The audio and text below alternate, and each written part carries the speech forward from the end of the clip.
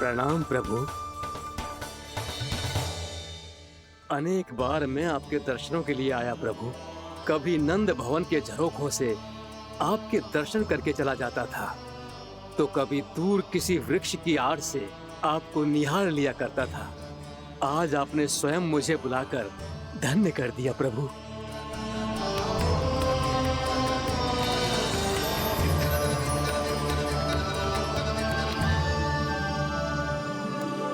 मैंने आपको यहाँ एक विशेष कारण से बुलाया है। आपके श्राप से इस कालियानाग को मुक्त करने का समय आ गया है। ये तो बहुत ही उत्तम समाचार है प्रभु। इतने वर्ष बीत गए, मुझे आज भी स्मरण है वो दिन जब मैंने उन्हें श्राप दिया था। अपने क्रोध पर नियंत्रण खोकर बहुत बड़ी भूल कर दी थी मैंने प्रभु। बीती हुई घटनाओं पर दुखी होके कोई लाभ नहीं है। हमें भविष्य की ओर देखना होगा।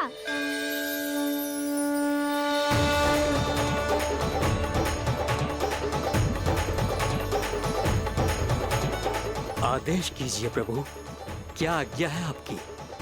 जब मैं कालियानाग का सामना करने जाऊं, तो आप यहीं रहेगा। आपको अपने आप पता चल जाएगा कि कब क्या करना है।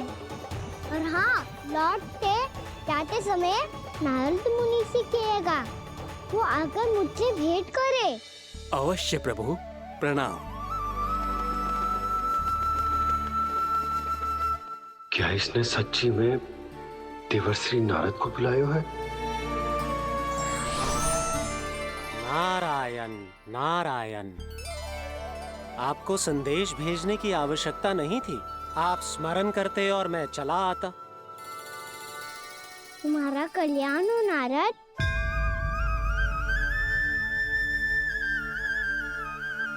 मैंने तुम्हें एक विशेष कार्य के लिए बुलाया है। आज्ञा दीजिए प्रभु। तुम्हें एक बार फिर कंस से भेंट करनी होगी।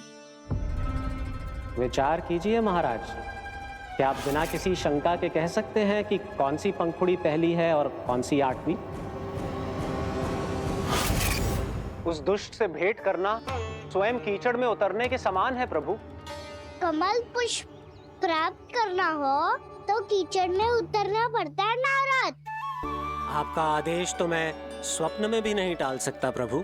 कंस कालियानाग के बारे में जान गया है, पर वो उसका सामना करने का साहस नहीं कर पाएगा। मैं आतुर हूँ प्राप्ति, मूर्ख नहीं। मेरी बुद्धि फिर नहीं गई है। मैं स्वयं उस कालिया जैसे महाविषैले सर्प के सामने खड़ा हो जाऊं और अपने ही काल को आमंत्रित कर लूं।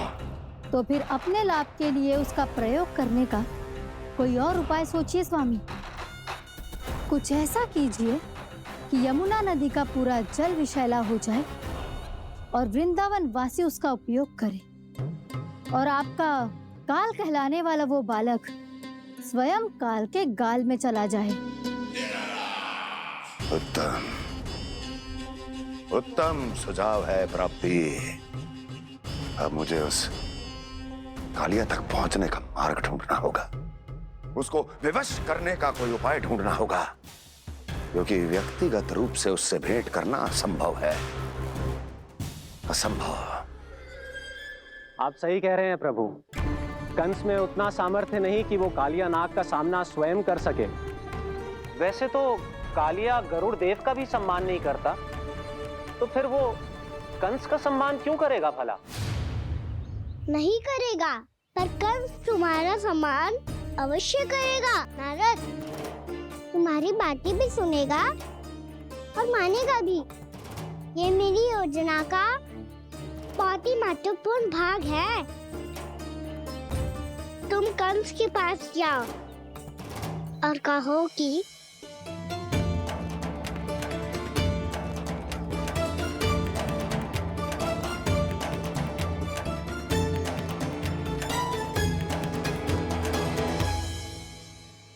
संतान अपने माता पिता को तीर्थ का सौभाग्य दिलाती, और मेरा लल्ला कितना महान कि उसने हमारे घर को ही तीर्थ बना दिया।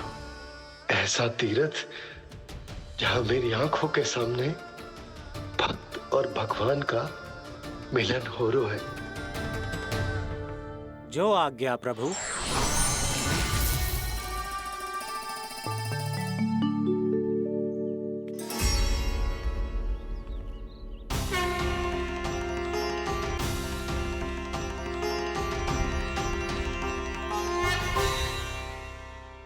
बाबा, कान्हा, ये सब क्या चल रहा है? पहले काग भुसुंडी जी और फिर जे नारद जी। क्या योजना बना रहे हो तुम? कान्हा, बताना लल्ला, क्या सोच रहे तू? कान्हा देख, अगर तुझे अपने बाबा को ना बताना हो ना,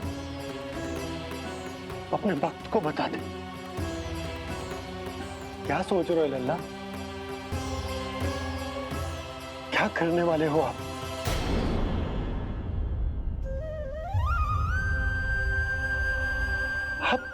आप इतने दुखी क्यों हो? कान्हा, कान्हा, क्या होगा? क्योंकि मुझे आभास हो गया है बाबा, समय आने वाला है। कौन सा समय आने वाला है लल्ला? इसीलिए सब कुछ बदलने वाला है। भैया को मेरा सत्य पता चल जाएगा बाबा।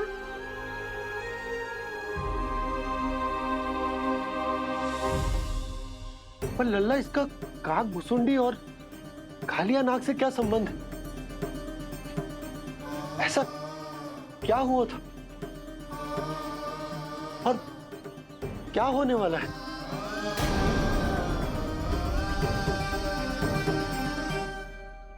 जो होने वाला है बाबा, उसका संबंध उससे है जो सैकड़ों वर्ष पहले हुआ था।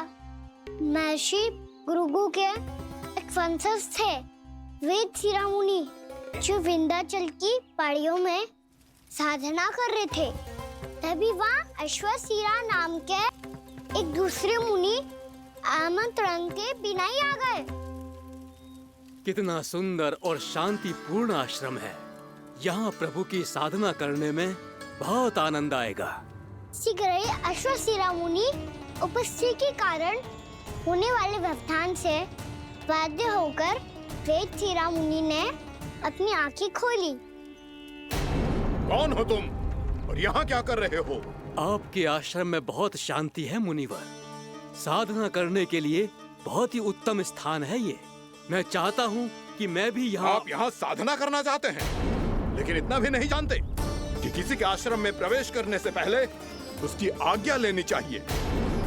आप ये भी नहीं जानते कि यदि कोई यज्ञ कर रहा हो तो बिना अनुमति के वहाँ प्रवेश करने से उसकी यज्ञ साधना भंग हो सकती है। आप क्या साधना करेंगे मुनि?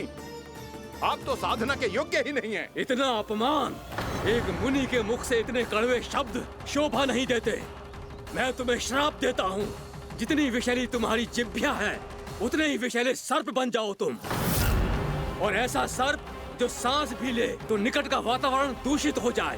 तुम्हारे इस दुस्साहस के लिए मैं तुम्हें श्राप देता हूँ कि तुम अभी इसी क्षण कौवा बन जाओ, और ऐसा कौवा जो कांव कांव करके अनर्गल प्रलाप करता रहे।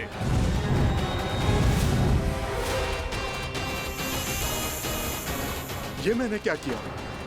ये मैंने क्या किया? क्रोध के कारण दोनों ने एक दूसरे को श्राप दे दिया। पर दोनों ही मेरे भक्त थे, और भगवान होकर मैं अपने भक्तों को इतनी कठिनाई में कैसे देख सकता था। इसीलिए जिस संकट में उन दोनों ने अपने आप को फंसा लिया था, उसका समाधान करने में मैं उनके पास। देखिए ना प्रभु, ये क्या हो गया हमसे? हमारी रक्षा कीजिए प्रभु, मार्ग दिखाइए हमें। क्रोध पर नियंत्रण ना होने के कारण आप दोनों ने एक दूसरे को बहुत ही भीषण संकट में डाल दिया है।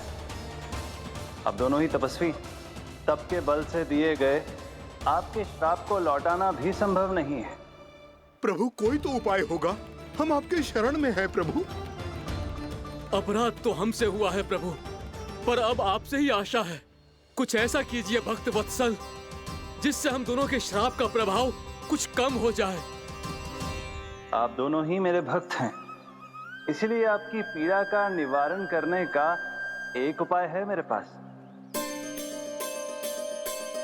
वेद शिरामुनि, जब आप कालिया नाग बनेंगे तो आपको मेरे चरणों को अपने शीश पर धारण करने का सौभाग्य मिलेगा। और अश्र शिरामुनि, आप काग योनि होने के बाद भी आप श्रेष्ठतम ज्ञान और सर्वाधिक यौगिक सिद्धियों के स्वामी होंगे और प्रवचन दिया करेंगे। इसके बाद अश्वशिरा मुनि काक भुसुंडी बन गए, जिन्होंने आगे चलकर स्वयं गरुड़ देव को रामायण सुनाई। और मुनि वेदशिरा महर्षि कश्यप और देवी कत्रियों के पुत्र कालिया नाग बनकर जल में। और अब वही कालिया नाग जमुना जी में, जिनके कारण जानकी के प्राण लगभग चले ही गए थे। अब कालिया नाग को उचित स्थान पर भेजने का समय आ गया है बाबा। पर ये तो अच्छी बात है कान, वेद शिरा मुनि को दिया हुआ तुम्हारा वचन भी पूरा हो जाएगा, जमुना जी की शुद्धि भी हो जाएगी। इस सब के बाद भी तुम दुखी क्यों हो?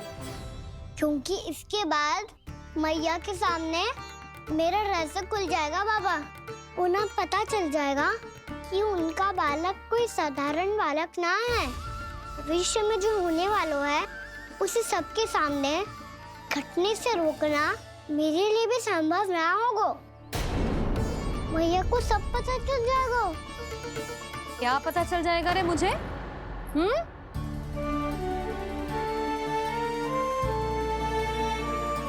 यही कि सबसे अधिक प्रेम मैं आपसे ही करता हूँ। अब बस भी कर, चलो भोजन के लिए बुलाने आई थी तुम दोनों को। भूखा थोड़े ना रहने दूंगी अपने लल्ला को, मेरा लल्ला दुर्बल हो जाएगा ना। आप खिलाओगे तो ही खाऊंगा। हाँ ठीक है, मैं ही खिलाऊंगी। अब चल आओ जी।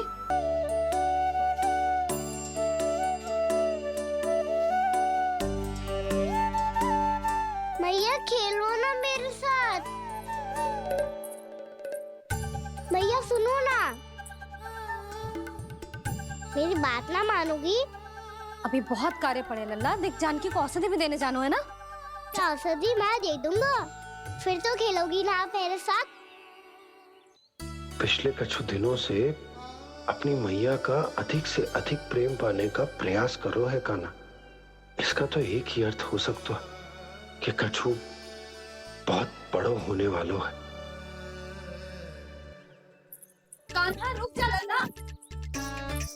कान्हा क्यों तंग कर रहा है? मैया को पहन लेना। कान्हा, कान्हा, ये क्या करो तूने?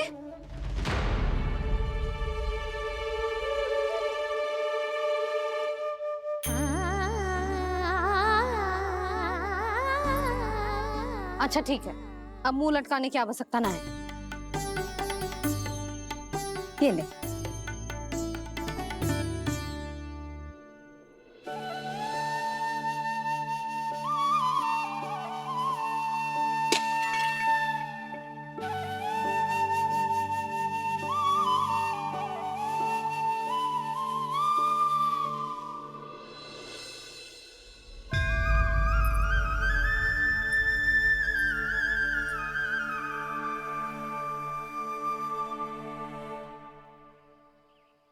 तंग करे मैया को खिजाए, खेले रूठे मनाए,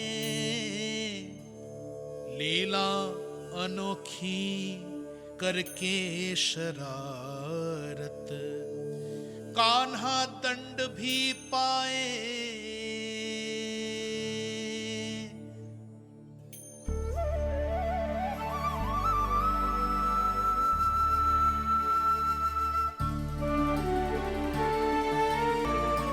रूठना मनाना, खेलना खिलाना, पहले शरारत करके क्रोध दिलाना और फिर क्षमा मांग लेना, ये सब जानबूझकर कर रहे है कान्हा। जैसे जीवन भर के लिए अपनी मैया की ममता को अपने हृदय में समेट कर रखना चाहते हो?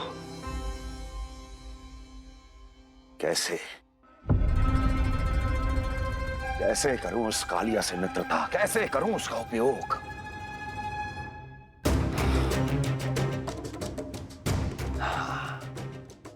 उस पर आक्रमण कर देता हूं और उसे किसी ना किसी तरह से यह विश्वास दिला देता हूं कि यह आक्रमण उस विष्णु अवतार ने किया है। फिर वो क्रोध में आकर सारे वृंदावन वासियों को अपने विष से समाप्त कर देगा। उचित है, ये उचित है। नारायण हरि, नारायण हरि।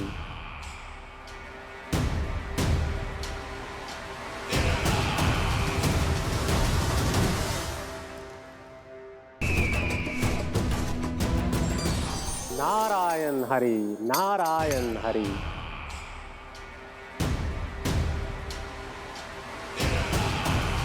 प्रणाम देवर्षि। किस योजना में कितना लाभ है और कितनी हानि, यह आंकलन करते करते थक गए होंगे मथुरा नरेश।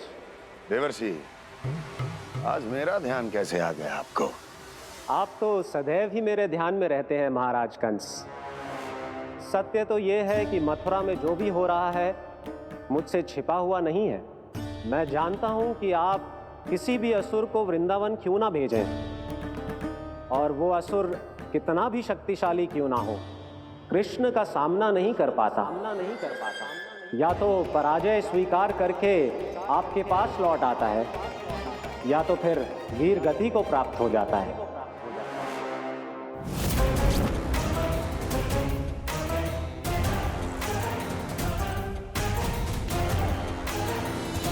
वाह, मुझे मेरी असफलताएं स्मरण कराने आए हैं, मेरे घाव को खुरेदने आए हैं, उन पे नमक छिड़कने आए हैं।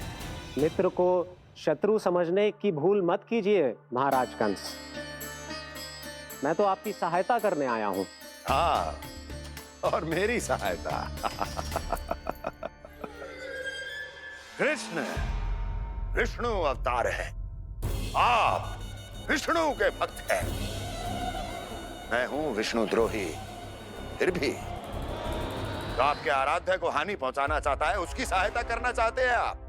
क्या आप निश्चित रूप से कह सकते हैं कि आप ब्रह्मांड के सभी नियमों को अच्छी तरह समझते हैं?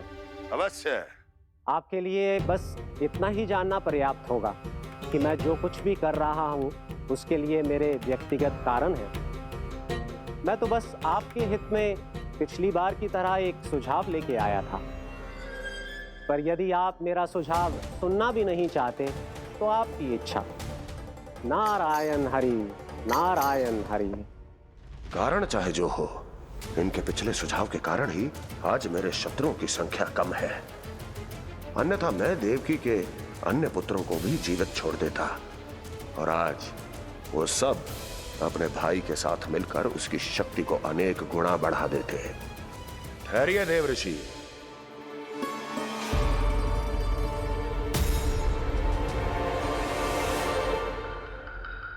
बताइए, क्या सुझाव है आपके पास? मेरे सुझाव का नाम है कालिया नाग।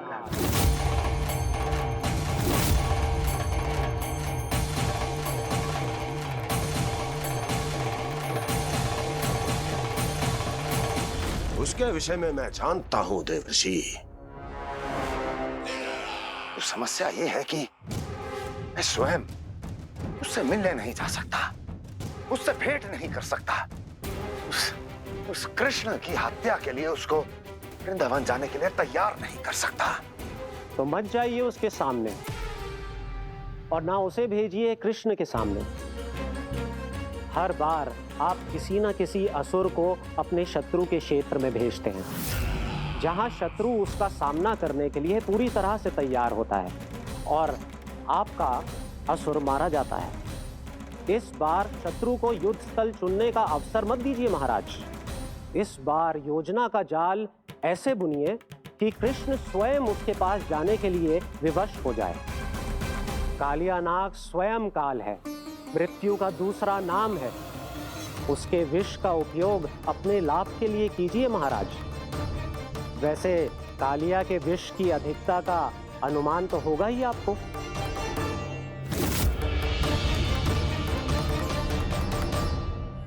एक बार जो उसके क्षेत्र में पहुंच गया, फिर उसके विष से बचना असंभव है। उचित सुझाव है देवर्षि, उचित सुझाव है।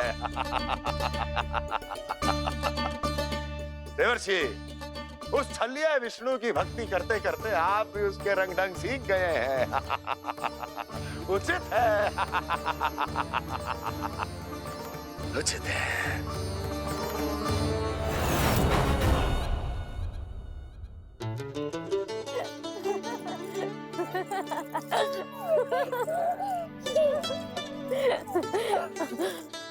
बस बस, बहुत आनंद ले लियो लल्ला।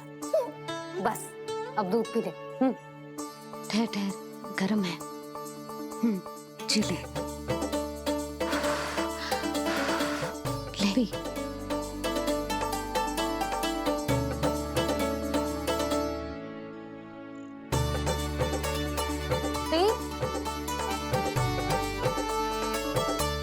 मैं ना होती तो ना जाने क्या होता तेरा। अपने आप दूध भी ना पी सकते है, भावला कहीं का। आपकी इस प्रेम के लिए तो मैं धरती पे आया हूँ मैया। मैं भी यही सोच रहा हूँ यशोदा कि तुम ना होती तो मेरा क्या होता। इसी बात पे थोड़ा दूध और कजू खाने को दे दो। अरे मैं तो भूल ही गई। तनिक ठहर जाओ जी, दूध पी लेना तो आपके लिए भी कछु ले आती हूँ।